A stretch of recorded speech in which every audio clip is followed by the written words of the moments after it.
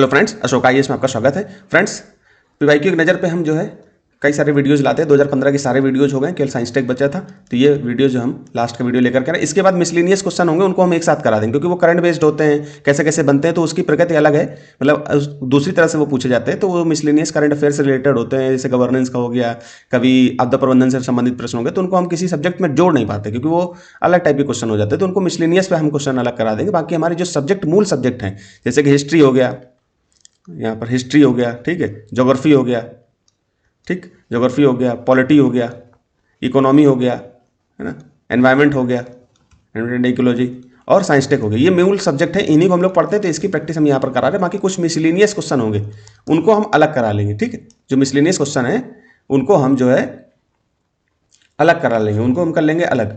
तो उसके लिए हम अलग ले आएंगे 2013 से लेकर 2025 तक के सारे प्रश्न ले आएंगे, ठीक है। तो आप इसको देखते रहिए और अपने निर्णय सही दिशा में तय करिए, ठीक है। तो हम सीधे चलते हैं। तो देखिए, हमारे सिलेबस में कहीं पर प्रीलिम्स में बहुत ज़्यादा डिफाइन है, सिर्फ ये लिख दिया समान विज्ञान। तो समान विज्ञान के लिए हमने बुक लिस्ट बताई दी थी कैसे पढ़ना है, ठीक है। और समान विज्ञान संबंधित बहुत ज़्यादा प्रश्न पूछे जाते हैं टेक्नोलॉजी से। हम लोग टेक्नोलॉजी को देखेंगे तो हमने मेंस का सिलेबस यहाँ पर जोड़ रखा है क्योंकि भाई प्रीलिम्स में कहीं पर डिफाइन है, तो मेंस के सिलेबस को देखते हैं और मेंस के सिलेबस से ही प्रश्न बनते हैं प्रीलिम्स में। तो आपने यूपीएससी के जो एग्जामिनर होते हैं वो आपको इतना ध्यान तो रखते हैं कि आपने मेंस का सिलेबस अच्छे से पढ़ रखा होगा, तो तभी आप देना है। क्योंकि भाई प्रीलिम्स के बाद मेंस की तैयारी नहीं हो पाएगी। अगर आप सोचो पहली बार प्रीलिम्स निकाल लिए हो और उसके बाद मेंस दोगे, तो पहले तो आपका प्रीलिम्स ही नहीं निकलेगा। अगर निकल भी जाता है तो आप मेंस में बहुत अच्छा नहीं कर पाओगे, ठीक है। तो इसलिए मेंस के सिलेबस को प्रीलिम्स के साथ साथ हमें जोड़कर पढ़ना है। बस इतना ध्यान रखना है कि जब प्रीलिम्स पास में हो तो हम मेंस के सिलेबस को किनारे कर दें, मतलब मेंस की चीज़ों को, बहुत सारी चीज़ों को छोड़ सकते हैं। और जब मेंस करीब हो तो प्रीलिम्स की चीज़ों को किनारे कर दीजिए। बहुत सारे फैक्ट, बहुत सारी चीज़ें हमें नहीं ध्यान रखनी। हाँ, कुछ चीज़ें जरूरी होती जो मेंस में लिखना होता है, फैक्ट वगैरह, डाटा वगैरह, ठीक है। तो यहाँ पर दिया हुआ है, तो आप इसको पढ़िए। विज्ञान और प्रौद्योगिकी, साइंस एंड टेक्नोलॉजी, विकास, अनुप्रयोग और रोजमर्रा के जीवन पर इसका प्रभाव। तो रोजमर्रा के जीवन पर आप जैसे कोई चीज़ खा रहे हैं, बिस्किट खा रहे हैं, तो उसके आप पैकेट को देखते रहिए। इससे संबंधित यूपीएससी प्रश्न बनाता रहा है, पूछ लेगा कि एक बार 2015 में ही अभी शायद सवाल होगा, मैं दिखाऊंगा कि पंखे पर जो ब्लू टैग आता है, पंखे पर जो स्टार बन के आता था, उसके बारे में यूपीएससी ने प्रश्न पूछ लिया कि आप जो है भाई नया पंखा खरीद के लाए, कभी लगवाए, या रूम चेंज करते हो तो पंखे कभी कभी कोई मकान मालिक नहीं देता है, जो लैंड लॉर्ड होता है वो कभी नहीं देता है, तो आपको जो है पंखे खुद से लगाने पड़ते हैं। तो जब आप लेने जाते हो या घर पर कभी काम पड़ा तो पंखे लेने गए, तो उसमें आपने ध्यान दिया कि नहीं दिया कि उस पर क्या क्या टैग लगे होते हैं, क्या क्या चीज़ें दी होती है। BIS मार्क लगा होता है, ठीक है। आप हेलमेट लगाकर गाड़ी चलाते हो या कोई भी चीज़ आप खरीदते हो, उस पर BIS मार्क, ISI मार्क ये लगा, तो इनका मतलब क्या होता है। तो वही चीज़ कह रहा है, रोजमर्रा के जीवन पर आप हॉस्पिटल गए किसी कारण से, तो आप देख पा रहे हो वहाँ पर बहुत सारी योजनाएं लिखी हुई हैं, तो यूपीएससी उन्हीं से प्रश्न बना रहा है, ठीक। फिर क्या कह रहा है, विज्ञान प्रौद्योगिकी में भारतीय को उपलब्धियाँ। तो अभी आपने देखा शुभम शुक्ला सर हैं हमारे, जो है मिशन, नासा के मिशन पर गए, है ना, स्पेस पर। फिर उसका गगनयान अभी जाएगा, तो गगनयान, तो इन पर ध्यान रखना है कि उनकी उपलब्धियां थोड़ी सी ध्यान रखनी है। फिर देशज रूप से प्रौद्योगिकी का विकास और नई प्रौद्योगिकी का विकास कैसे हो रहा है। फिर साइंस, फिर यहाँ पर इंफॉर्मेशन टेक्नोलॉजी, सूचना प्रौद्योगिकी, space technology, computer, robotics, nano technology, इनसे संबंधित प्रश्न बनते हैं। बायोटेक्नोलॉजी, बौद्धिक संपदा अधिकार, इसको आप इकोनॉमी में पढ़ोगे, यहाँ पर भी पढ़ते हो IPR, ठीक है। से संबंधित विषयों से में जागरूकता, आप इससे जागरूक हैं, इन सब चीज़ों को जान रहे हैं कि नहीं जान रहे हैं, इन्हीं संबंधित यूपीएससी प्रश्न बनाता है। तो ये पूर्णतः जो है करंट बेस्ड सब्जेक्ट है। थोड़ा सा बेसिक के लिए मैंने बुक्स बता रखी हैं, आप उन बुक्स को देखिए और प्रश्न हल करिए। सीधे चलते हैं प्रश्न पे। यहाँ पे दिया हुआ है फ्यूल सेल। फ्यूल सेल क्या होता है, जिसमें हाइड्रोजन से समृद्ध ईंधन और ऑक्सीजन का उपयोग विद्युत पैदा करने के लिए होता है, के संदर्भ में कथनों पर विचार कीजिए। आप फ्यूल सेल के बारे में, तो फ्यूल सेल आप पढ़ो कि क्या होता है। तो पहले आप बेसिक जब पढ़ रहे होगे तो ये सब चीज़ें आपको मिलेंगी। बाकी करंट आप पढ़ोगे तो आपके दिमाग में होना चाहिए कि यूपीएससी ने किसी शब्दों को लेकर के प्रश्न पूछ चुका है। फ्यूल सेल जैसे पूछ लेगा, अगली बार कुछ और पूछ लेगा, है ना। फोटो सिंथेसिस करके कुछ ऐसा, फोटोवोल्टिक, जो सौर सेल होती है ना, उस पर जो है फोटोवोल्टिक करके एक पदार्थ लगा होता है, मटेरियल लगा होता है, उसके बारे में पूछ लेता है, ठीक है। तो ये से संबंधित, अब यहीं पर प्रीलिम्स में कहीं डिफाइन है, कहीं कुछ नहीं लिखा उस सिलेबस में, और क्वेश्चन क्या पूछ रहा है ये। तो हमें यहाँ पर मेंस का सिलेबस को थोड़ा देखना है कि भाई यहाँ पर क्या पूछ रहा है। विज्ञान और प्रौद्योगिकी उपलब्धियाँ, यहाँ विकास और अनुप्रयोग, रोजमर्रा के जीवन पर इसका प्रभाव। तो यहाँ पर रोजमर्रा के जीवन पर इसका प्रभाव, तो ये देख रहे हो ना कि इनके प्रभाव कहीं पर पड़ रहा है क्या, ऐसा कुछ। इनके ऑप्शन आप पढ़ना कि क्या होते हैं, ठीक है, और इनको हल करना। बाकी ये करंट बेस्ड क्वेश्चन होते हैं, करंट से ही आते हैं, बस इनको ध्यान रखना कि अगली बार जब करंट पढ़ रहे हो तो ये चीज़ें आपके माइंड में हो। बाकी आपको बेसिक के लिए मैंने बुक लिस्ट बताई, बुक लिस्ट फॉलो करिए।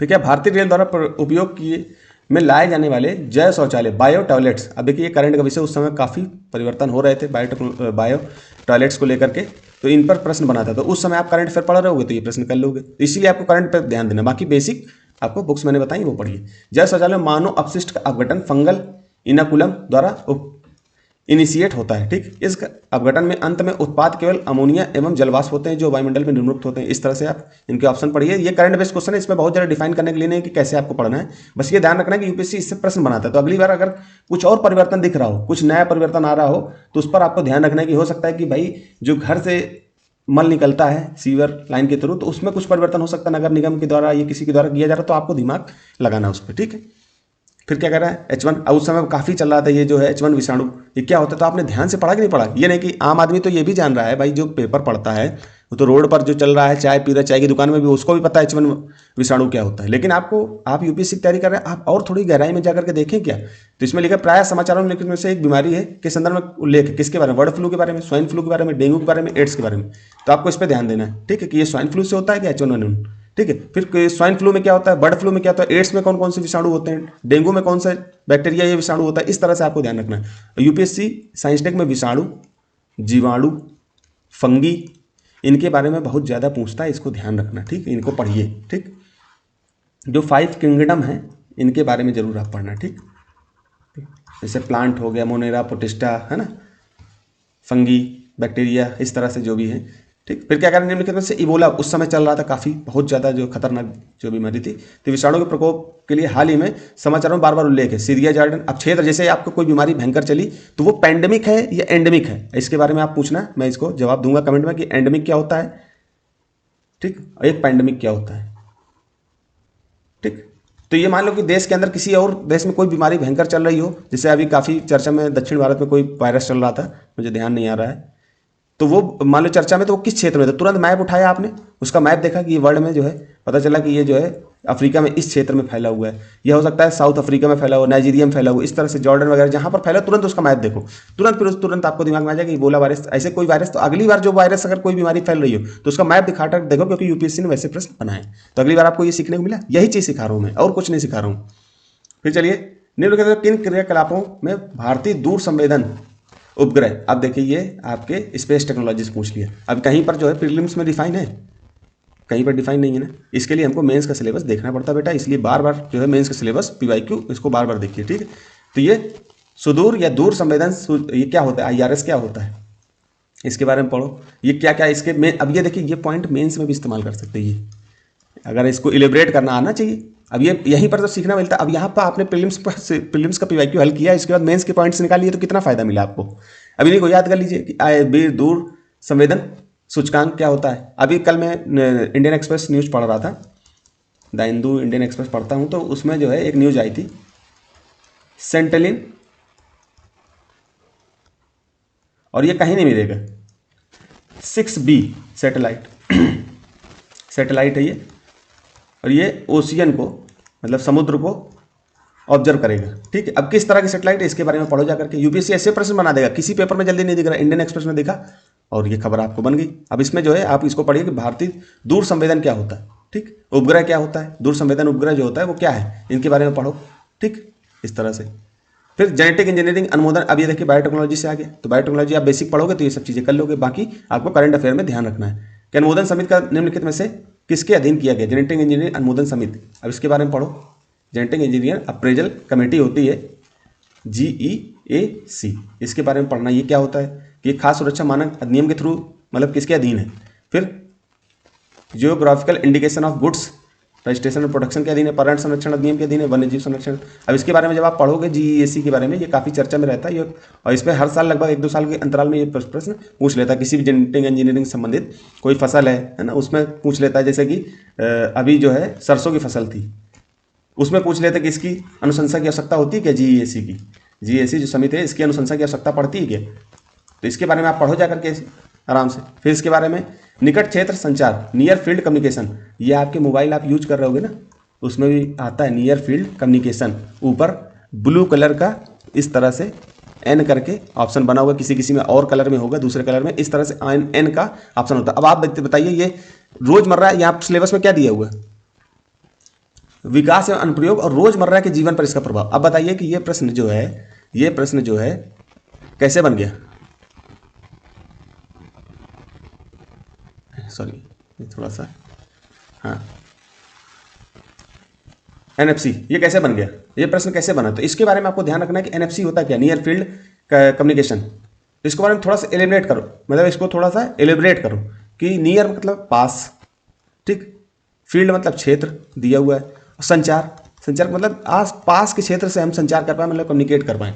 इसके लिए क्या है, एक संपर्क रहित संचार प्रौद्योगिकी जो विद्युत चुंबकीय रेडियो तरंगों का उपयोग करती है, रेडियो क्षेत्रों का उपयोग करती है। एनएफसी उन उपयुक्त डिवाइसों द्वारा उपयोग किया गया, कल्पित किया गया जो एक दूसरे से 1 मीटर की दूरी पर स्थित हो सकते हैं। संवेदन सूचना भेजते समय एनएफसी कोडीकरण एन्क्रिप्शन का उपयोग किया जाता है। अब इनमें से कौन सा ऑप्शन है, पहले इसको जाके पढ़ो, थोड़ा देखो, ये टेक्नोलॉजी की शब्दावली है। अगली बार यूपीएससी हो सकता है किसी और चीज़ से पूछ ले, उस समय नया नया ये सब चीज़ें चली थी तो पूछ रहा था। अब ये काफ़ी जो है चर्चा में रहता है, मतलब कि आपके मोबाइल वगैरह में दिखता है। तो इसका मतलब ये होता है कि जैसे कि आप कोई डेटा ट्रांसफर कर रहे हैं या मान लो कि गूगल पे वगैरह कर रहे हैं, तो हो सकता है कभी कभी नेट नहीं चलता, तो आप कहीं पर कर रहे हैं तो वो आसपास के नेट से कनेक्ट कर लेता है उसको, अगर आपने परमिशन दे रखी होगी तो, ठीक है। तो यहीं पर चलता है इस तरह से। आप फिर स्वास्थ्य क्षेत्र में नैनो टेक्नोलॉजी, ये साफ साफ दिया हुआ सिलेबस में। अब बताइए कि ये आपके प्रीलिम्स में तो डिफाइन नहीं है, यहाँ पर नैनो टेक्नोलॉजी दिया, ये प्रीलिम्स में कहाँ दिया है। अब बताइए कैसे लड़का तैयारी करेगा, तो इसके लिए मेंस का सिलेबस बेटा देखना ही पड़ेगा। कई लोग कहते हैं प्रीलिम्स की अलग तैयारी होती है, मेंस की अलग होती है, ऐसा कुछ नहीं है, बस थोड़ा सा फोकस रहना पड़ता है। प्रीलिम्स पास में हो तो प्रीलिम्स पे फोकस हो जाओ, और मेंस पास में हो तो मेंस पे फोकस हो जाओ। तो यहाँ नैनो टेक्नोलॉजी उपयोग के संदर्भ में कथनों पर विचार कीजिए। नैनो टेक्नोलॉजी के द्वारा लक्ष्य युक्त औषधि प्रदान करना, टारगेटेड ड्रग डिलीवरी संभव कर दिया गया। ये अभी काफ़ी चर्चा में है, इसको ध्यान से पढ़ना, क्योंकि अगली बार हो सकता है नैनो टेक्नोलॉजी इस समय काफ़ी करंट का विषय बना हुआ है। नैनो टेक्नोलॉजी जीन उपचार, जीन थेरेपी में एक बड़ा योगदान दे सकती है, बिल्कुल दे सकती है। तो इस तरह से थोड़ा सा ध्यान रखना कि ये क्या ध्यान दे सकती है। और कभी भी जो साइंस के प्रश्न होते हैं मोस्टली हमेशा ये होता है कि इनमें जो है अधिकतर ऑप्शन सही होने की चांसेस रहते हैं, क्योंकि भाई साइंस है, अगली बार कोई नई रिसर्च आ गई तो कुछ और परिवर्तन हो जाएगा, फिर और कुछ हो जाएगा, तो ऐसे प्रश्न है। लेकिन ध्यान से पढ़ना, हर बार सही नहीं हो जाते, लेकिन ज़्यादातर सही होने की संभावना रहती है। अभी मैं एलिमिनेशन मेथड आपको नहीं सिखा रहा हूँ, केवल आप इसको अच्छे से पढ़िए। एलिमिनेशन मैं आपको पेपर टाइम में बताऊंगा, अभी आप एलिमिनेशन पे आ जाओगे तो फिर आप पढ़ोगे नहीं, ठीक है। और बहुत आसानी से 50 क्वेश्चन, आपको 50 से 60 क्वेश्चन आराम से किए जा सकते हैं, कोई बहुत बड़ी चीज़ नहीं होती। तो ध्यान से इसको करिए, आराम से आपके क्वेश्चन बन जाएंगे, ठीक। तो यहीं तक रखते दोस्तों, धन्यवाद।